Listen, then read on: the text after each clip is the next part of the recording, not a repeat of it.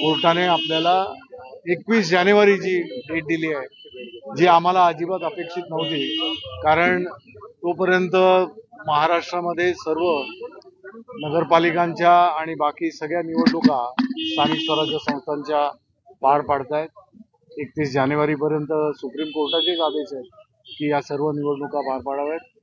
आम्ही अर्जन्सीचं हे केलं होतं, परंतु कोर्टाने ते विचारलं. तुमची मागणी होती की लोकल बॉडी इलेक्शनच्या पार्श्वभूमीवर लवकरात लवकर निर्णय व्हावा म्हणून. लवकरात लवकर का डिले करताय कोर्ट, का डिले करताय? मला वाटतं आता त्याची पुढची विचारणा आपण केली तर मला वाटतं खुलासा घ्या, ते सुद्धा कधी ना कधी आता बाहेर पडतील.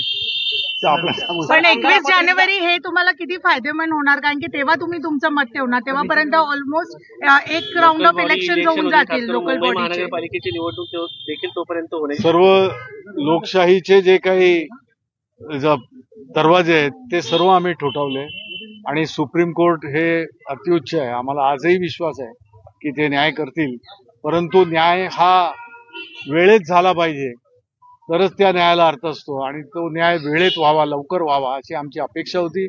परंतु आज त्यांनी दिलेलं 21 तारीख ही शेवटी आपल्याजवळ दुसरा काय पर्याय नसतो.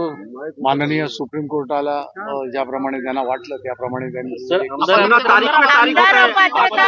आमदार अपात्रता पण कसं काय हे होणार त्यावर दोन्ही केसेस त्याचबरोबर आहेत. पण आम्हाला सगळ्यात अगोदर जे चिन्ह आणि पक्षाचं नाव यासाठीचं आमचा जो आग्रह होता किंवा याच्यावर या विषयाचं गांभीर्य ओळखून सुप्रीम कोर्टाने याच्यावर निर्णय अगोदर द्यावा, ते टॅग केलं. दोन्ही याच्यावर बऱ्याचशा गोष्टी ओव्हरलॅपिंग आहेत, त्यामुळे अपात्रतेची सुद्धा केस त्याबरोबर होती. पण या दोन्हीपैकी कुठचंही झालेलं नाही. 21 जानेवारी अपात्रतेच्या केसमध्ये तुम्ही जी अवमान याचिका दाखल केलेली होती ती तुम्ही मागे घेतली आहे का? नेमकं पक्षाच्या वतीने कंटेम्प्टच्या बाबतीमध्ये, कारण हे विषय झाले की आपोआप बाकीच्या सगळ्या गोष्टी येतात. आपण जर त्याचा अभ्यास केला तर कळेल तुम्हाला की अपात्रतेची केस आणि महत्वाची सिंबलची केस म्हणजे चिन्ह आणि पक्षाचं नाव, हे जर त्याची सुनावणी होऊन निर्णय आला असता अपेक्षित वेळेमध्ये तर त्या गोष्टीला एक वेगळा अर्थ असता. अर्थात ठीक आहे, 21 जानेवारी आता दिलेली आहे. सुप्रीम कोर्टाच्या पुढे दुसरा पर्याय नाहीये, आम्हाला सुद्धा दुसरा पर्याय. किती वेळ दिलेला आहे? आता 2-2 तास दिलेले आहेत, 3 तास आम्हाला, 2 तास त्यांना. तर ठीक आहे, आता येणारे वेळापत्रक मिळालंय थोडक्यात असं म्हणायचं. वेळापत्रक मिळालं का? सुनावणीचं वेळापत्रक म्हणजे ज्या वेळेला जस्टिस सूर्यकांत स्वतः त्यांनी या गोष्टी नमूद केलेल्या आहेत ऑर्डरमध्ये, त्या अर्थी त्या दिवशी त्याचं हे असेल.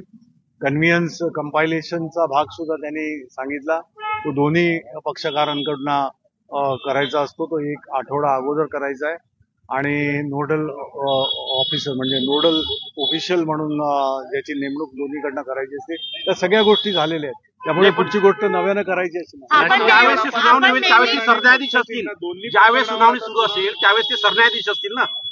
सरन्यायाधीश असतील त्यांच्यासमोर, अर्थात त्यावेळेला कोणी कुठचा बेंच वगैरे काय ते स्वतः सरन्यायाधीश या नात्यानं ठरवतात. आपण नेहमी निवडणूक मोडमध्ये असतो असंही कोर्टने एक टिप्पणी केलेली दिसते. निवडणूक मोडमध्ये असतो. लोकशाहीमध्ये ज्या गोष्टी आहेत, संविधानामध्ये ज्या गोष्टी आहेत त्याप्रमाणे आहे. आता त्या गोष्टींचा कुठेही अशा प्रकारचं आम्हाला काय त्याच्यामध्ये ऑब्जेक्शन नाही आहे. उलट मतदारांना संधी असते की प्रत्येक वेळेला कोण निवडावा, कोणाला नाही, कोणी कसं केलंय, माझा प्रतिनिधी काय करतो, या गोष्टी असतात. सर, राष्ट्रवादीची देखील सुनावणी याच वेळेस होणार आहे. राष्ट्रवादीची सुद्धा त्यांचे अभिषेक मनु सिंघवी होते, त्यांनी सुद्धा